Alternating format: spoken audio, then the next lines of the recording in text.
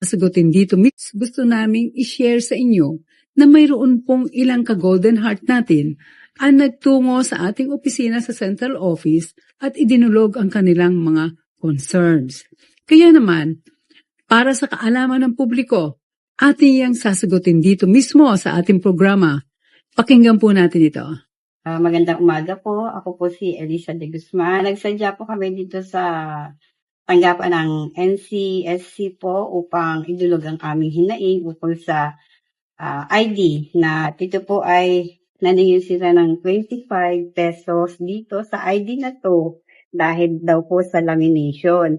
Kami naman po ay nagbayad. Ako po si Elisa.com niya. Pero punta po doon sa office namin para po kumuha ng ID na nagkakahalaga po ng 100 pesos. At ang sinasabi nila na ito po daw ay kinakailangan namin pag kumukuha kami ng ayuda.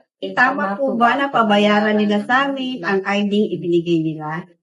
Para sa kaalaman ng publiko, bawal at hindi kailangang imprenta o i-print ang inyong digital NSC ID dahil lehitimo at opisyal na maituturing ang digital version o screenshot ng inyong senior citizen ID.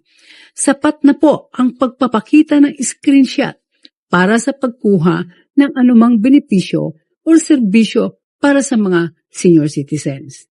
Tungkol naman sa ikalawang concern, hindi required ang pag-imprenta ng Registration Reference Number o RRN mula sa NCSC website.